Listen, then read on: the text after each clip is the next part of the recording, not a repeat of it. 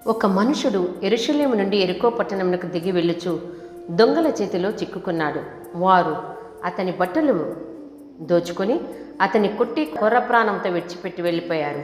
యాజకుడు ఆ దారిన వచ్చాడు. అతను ఆ మనిషిని చూచి పట్టించుకోకుండా వెళ్ళిపోయాడు. తర్వాత లేవీయుడు ఒకడు ఆ దారిని వచ్చి అతన్ని చూచి ప్రక్కకు వెళ్ళిపోయాడు.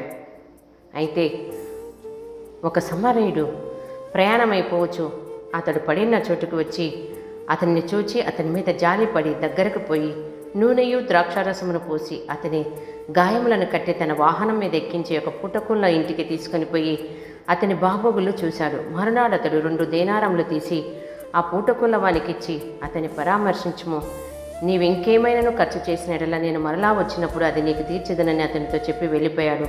యెరూషలేము 800 మీటర్ల ఎగువన ఉంది. యెరికో అక్కడికి 27 కిలోమీటర్ల దూరాన సముద్ర మట్టానికి దాదాపు 250 మీటర్ల దిగువన ఉంది. యెరూషలేము దేవుని పట్టణం. యెరికోకు వెళ్లే దారిలో దోపిడి దొంగలు పొంచి ఉండేందుకు తావులు ఉన్నాయి. ఈ లోకము బండరాళ్లుగా ఉన్న ప్రదేశము.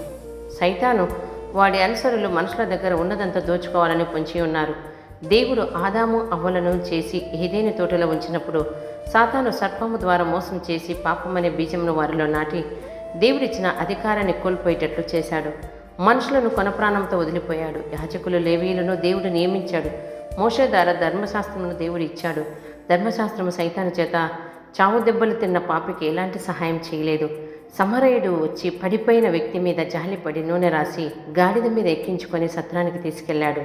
సమరయుడు యేసుక్రీస్తు ప్రభు వారికి సాదృశ్యం.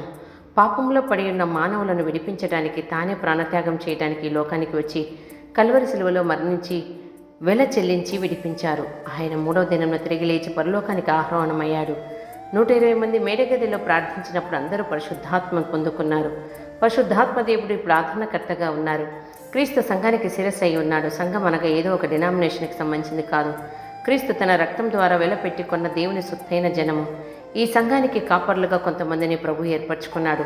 వారికి సంఘం యొక్క బాధ్యతలను అప్పగించాడు.